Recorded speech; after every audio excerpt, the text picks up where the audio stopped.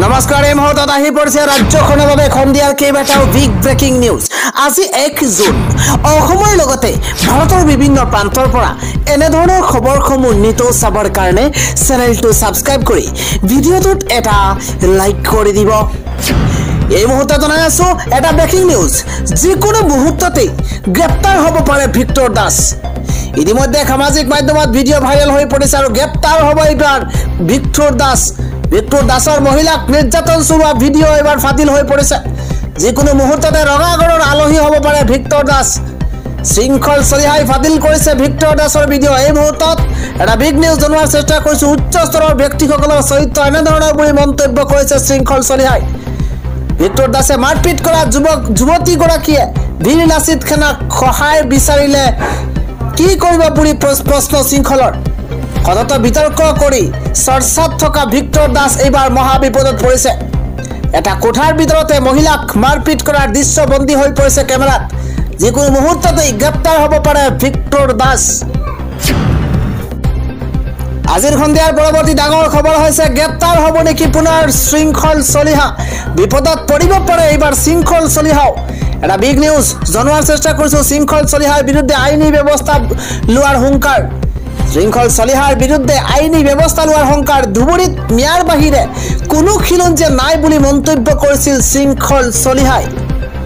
আৰু অতি শীঘ্ৰেই শৃংখল চলিহাক ক্ষমা খোজাৰ দাবী জনোৱা হৈছে। শৃংখল চলিহাই অধ্যয়ন কৰক ইতিহাস। ধুবুৰী জিলাক লৈ টুলুঙা মন্তব্য কৰাৰ অভিযোগ শৃংখল চলিহাৰ বিৰুদ্ধে। যদি শৃংখল চলিহাই ক্ষমা নোখোজে পৰিণাম হ'ব অতিকৈ ভয়ংকৰ। শৃংখল চলিহাক ধূলা দিছে অবিভক্ত গোৱালপাৰা জিলাৰ কলিতা জনগোষ্ঠীৰ লগতে ধুবুৰী জিলাত কলিতা আলপাইন জনগোষ্ঠীয়ে উভতি ধৰিছে শৃংখল চলিহাক। বিপদত পৰিব পাৰে শৃংখল চলিহা। আন এটা ডাঙৰ খবৰ হৈছে প্ৰচণ্ড বৰষুণ নেওচি বাংলাদেশ সীমান্তত 4 কন্যাৰ মাতৃ এবাৰ মাতৃক বিচাৰি নাপাই কান্দোনৰ ৰোল উঠিছে। বাংলাদেশ সীমান্তত প্ৰচণ্ড বৰষুণ নেওচি 4 কন্যাৰ মাতৃক বিচাৰি নাপাই এবাৰ কান্দোনৰ ৰোল 4 কন্যাৰ। এটা বিগ নিউজ জনোৱাৰ চেষ্টা কৰিছো। কেইটামান মাহ পূৰ্বে পিতৃহীনা হৈছে 4 কন্যাই। আৰু আজিও অব্যাহত খোকাকুল পৰিৱেশৰ সৰুক্ষেত্ৰীৰ বুঢ়ীমাখাৰ গাঁৱৰ পৰিয়ালটো অবৈধ বাংলাদেশী সন্দেহত গ্ৰেপ্তাৰ কৰি বাংলাদেশলৈ প্ৰেৰণ হৈছে 4 কন্যাৰ মাতৃক। যোৱা 25 তাৰিখত সোণাভানুক অবৈধ বাংলাদেশীৰ সন্দেহত গ্ৰেপ্তাৰ কৰি বাংলাদেশলৈ প্ৰেৰণ কৰা হৈছে। আৰু বৰ্তমান 4 কন্যাৰ মাতৃ বাংলাদেশৰ সীমান্তৰ মেন্সলেণ্ডত আছে বুলি জানিব পৰা গৈছে। 4 জীয়ৰীয়ে হাতত নথি পত্ৰ লৈ মাতৃক ঘৰলৈ আনি দিয়াৰ আহ্বান জনাইছে। বিদেশী নামত ভাৰতীয় নাগৰিকক হাৰাশাস্তি কৰাৰ গুৰুতৰ অভিযোগ উত্থাপন হৈছে। পৰৱৰ্তী খবৰটো হৈছে এইবাৰ গৰজি উঠিছে আমচু।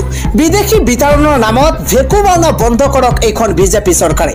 এই হুংকাৰ প্ৰদান কৰিছে এইবাৰ আমচুৱে। আমি জনাই আছো এটা বিশেষ খবৰ। নিষ্ঠুৰ বিজেপি চৰকাৰে বাংলাদেশীৰ নামত স্বদেশী লোকক হাৰাশাস্তি দিছে। ধৰ্মীয় সংখ্যালঘুক ৰাজপথত মৃত্যুৰ সৈতে যুঁজিবলৈ ঠেলি দিছে এইখন চৰকাৰে। এই মন্তব্য এই অভিযোগ উত্থাপন কৰিছে আমচুৱে। আমচুৰ নেতা ৰেজাউল কৰিম চৰকাৰে এনে অভিযোগ উত্থাপন কৰিছে। মানৱ অধিকাৰ উলংঘন কৰি বাৰে বাৰে অন্যায় অত্যাচাৰ চলাই আহিছে বিজেপি চৰকাৰে। আমচুৰ স্পষ্ট কথা, অন্যায় অত্যাচাৰ বন্ধ নকৰিলে চৰকাৰে পৰিণাম ভুগিব লাগিব। 1971 চনৰ পিছত অহা লোকক বাংলাদেশ প্ৰেৰণ কৰক, আমাৰ পূৰ্ণ সমৰ্থন আছে। কিন্তু নথি পত্ৰ থকাৰ ভাৰতীয়ৰ ওপৰত অন্যায় অত্যাচাৰ কৰিলে আমি সহ্য নকৰো। সময় থাকোঁতেই চৰকাৰে ভালদৰে বিদেশী চিনাক্তকৰণ কৰক। বিদেশী বিতৰণৰ নামত ভেকুৱানা বন্ধ কৰক হিমন্ত বিশ্ব শৰ্মা চৰকাৰে। চৰকাৰৰ বিৰুদ্ধে এইদৰে ক্ষোভ উজাৰিছে আমচুৰ সভাপতি ৰেজাউল কৰিম চৰকাৰে। পৰৱৰ্তী খবৰটো হৈছে শুকুৰ আলী আৰু শৃংখল চলিহা একেই। এই মন্তব্য আমাৰ নহয়। শৃংখল চলিহাৰ বিৰুদ্ধে এইদৰে গৰজি উঠিছে এইবাৰ মুছলমান দল সংগঠন। আমি জনাই আছো ডাঙৰ খবৰ। শৃংখল চলিহাৰ বিৰুদ্ধে গৰজি উঠিছে এইবাৰ মুছলমান দল সংগঠন। অসমৰ পৰিৱেশ নষ্ট কৰিছে শৃংখল চলিহাই। শুকুৰ আলী আৰু শৃংখল চলিহা একেই বুলি মন্তব্য কৰিছে দল সংগঠনে। বীৰ লাচিত খানাৰ পৰা উলিয়াই দিব লাগে শৃংখল চলিহাক। ধুবুৰীলৈ শৃংখল চলিহাক আমন্ত্ৰণ গৰিয়ামৰীয়া দেখি জাতীয় পৰিষদৰ। কাইলৈ শৃংখলৰ বিৰুদ্ধে ধুবুৰীত দাখিল কৰা হ'ব এজাহাৰ। শৃংখলক মদাহী গুটখা খোৱা আখ্যা দিয়া হৈছে ধুবুৰীত ম্যাৰ বাহিৰে কোনো খিলঞ্জীয়া নাই বুলি মন্তব্য কৰিছিল শৃংখল চলিহাই অধ্যয়ন কৰক ইতিহাস ধুবুৰী জিলাক লৈ টুলুঙা মন্তব্য কৰাৰ অভিযোগ শৃংখল চলিহাৰ বিৰুদ্ধে আজিৰ সন্ধিয়াৰ আন এটা গুৰুত্বপূৰ্ণ খবৰ হৈছে বহিৰাজ্যৰ দ্বীপত আবদ্ধ 14 জন অসমীয়া যুৱকক উদ্ধাৰ কৰা হৈছে এবাৰ বিমানেৰে উদ্ধাৰ কৰা হৈছে 14 জনক কালিৰ পৰা বহিৰাজ্যত আবদ্ধ হৈ পৰিছে অসমীয়া যুৱক আৰু উদ্ধাৰ কৰা হৈছে আজি অৰুণাচল প্ৰদেশৰ বমজিৰত এটা দ্বীপত আবদ্ধ হৈ আছিল খদিয়াৰ 14 গৰাকী যুৱক ইউনিটেক পাৱাৰ টাৰ্মেশন নামৰ কোম্পানী এটাত কৰ্মৰত আছিল যুৱক কেইজন ডিব্ৰুগড়ৰ বায়ু সেনাই উদ্ধাৰ অভিযান চলাই সেই দুৰ্গম স্থানত হেলিকপ্টাৰ যোগে সফলতাৰে 14 গৰাকীকৈ যুৱকক অৱশেষত উদ্ধাৰ কৰা হৈছে ধাৰাসাৰ বৰষুণত যুৱক কেইজনে বসতি কৰি থকা দ্বীপটোত বুৰ গৈছিল আৰু অৱশেষত আবদ্ধ অসমৰ যুৱক কেইজনক উদ্ধাৰ কৰিছে বায়ু সেনাই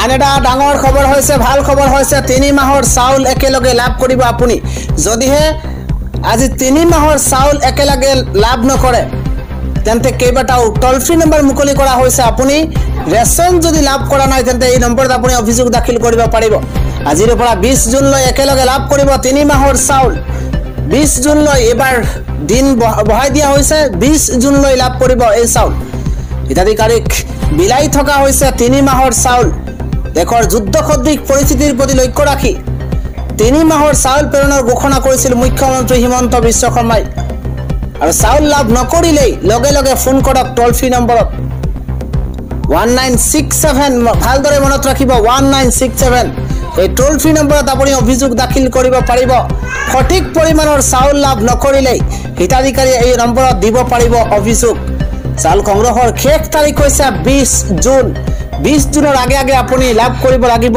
3 মাহৰ চাউল ৰাজ্যৰ 2 কোটি হিতাধিকাৰীয়ে লাভ কৰিব 3 মাহৰ চাউল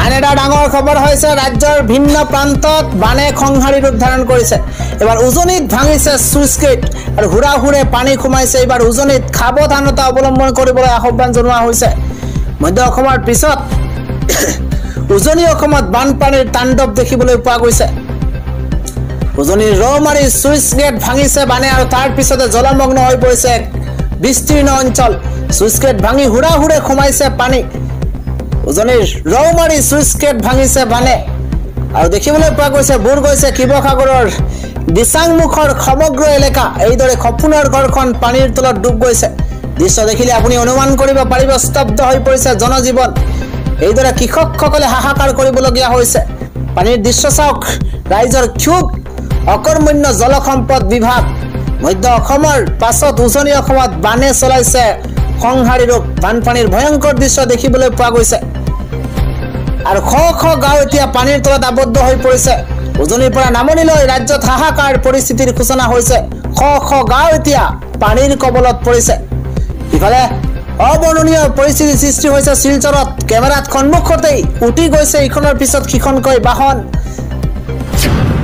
আন এটা ডাঙৰ খবৰ হৈছে মুছলমানক সুৰক্ষা বিচাৰি 1 কোটি মুছলমানে কৰিব এইবাৰ ভয়ংকৰ আন্দোলন ঈদৰ দিনাও প্ৰতিটো ঈদগাহ ময়দানত হ'ব প্ৰতিবাদ আমি জনাই আছো ডাঙৰ খবৰ দিনটোৰ আটাইতকৈ গুৰুত্বপূৰ্ণ খবৰ মুছলমানৰ সুৰক্ষা বিচাৰি 1 কোটি মুছলমানে কপাই তুলিব অসম ঈদৰ দিনাও প্ৰতিটো ঈদগাহ ময়দানত হ'ব ভয়ংকৰ প্ৰতিবাদ বৰ্তমান মুছলমানসকল চৰকাৰ প্ৰশাসনৰ বাবে পেলনীয়া সামগ্ৰী জাননী নিদিয়াকৈ নিশা হেণ্ডকাফ লগাই ঘৰৰ পৰা উঠাই অনা নিয়ম নহয় মুছলমানৰ সুৰক্ষা বিচাৰি 1 কোটি মুছলমানে কপাব অসম আৰু ঈদৰ দিনাও ঈদগাহ ময়দানত চলিব ভয়ংকৰ প্ৰতিবাদ পৰৱৰ্তী ডাঙৰ খবৰ হৈছে বাংলাদেশীৰ নামত সংখ্যালঘুক লঠি এবাৰ 7 দিন পূৰ্বে বিতৰণ কৰিছিল বাংলাদেশলৈ আৰু প্ৰতি নিশা আৰক্ষী এৰি থৈ গৈছে 2 মহিলাক এই 2 গৰাকী মহিলালৈ মন কৰক বাংলাদেশীৰ নামত সংখ্যালঘুক লঠি খুৱাইছে চৰকাৰে 7 দিন পূৰ্বে 2 মহিলাক বিতৰণ কৰিছিল বাংলাদেশলৈ আৰু প্ৰতি নিশা আৰক্ষী এৰি থৈ গৈছে এই 2 গৰাকী মহিলাক আমচুৱে পোহৰলৈ আনিছে সমগ্ৰ ঘটনা আমচুৰ সভাপতি ৰেজল কৰিম চৰকাৰ গৈ উপস্থিত হৈছে 2 মহিলাৰ কাষত আমচুৱে পোহৰলৈ আনিছে সমগ্ৰ ঘটনা এই দুইগৰাকী হৈছে জাহেৰা খাতুন আৰু সোনা বানু। এই দুইগৰাকীক এৰি দিছে আৰক্ষীয়ে আৰু 7 দিন পূৰ্বে বিদেশী এতিয়া কেনেকৈ হ'ল স্বদেশী এই প্ৰশ্ন উত্থাপন হৈছে।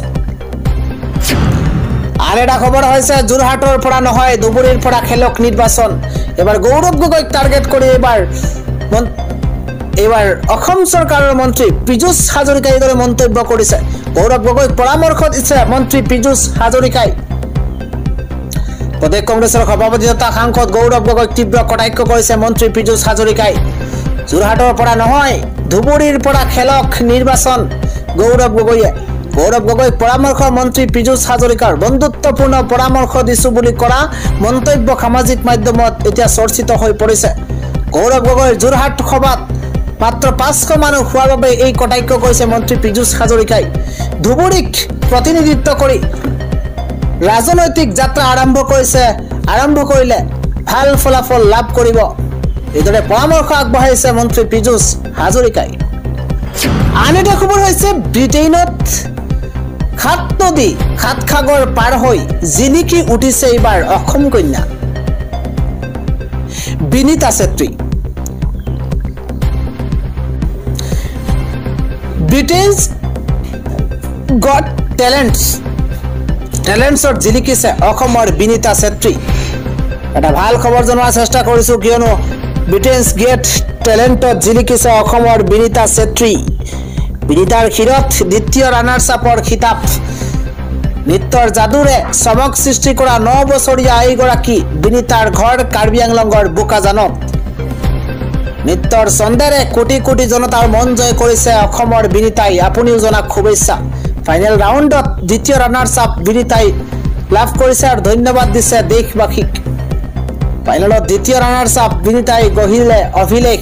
কণমানি বিনীতাক আপুনিও জনাক শুভেচ্ছা। পৰৱৰ্তী খবৰটো হৈছে 67 বছৰ পুৰণি বৰষুণৰ অভিলেখ ভংগ কৰিছে এইবাৰ অসমকে ধৰি। বিধ্বস্ত উত্তৰ পূবৰ দুদিনতে 30 গৰাকীকৈ লোকৰ মৃত্যু হৈছে বুলি এই মুহূৰ্তত জানিব পৰা গৈছে।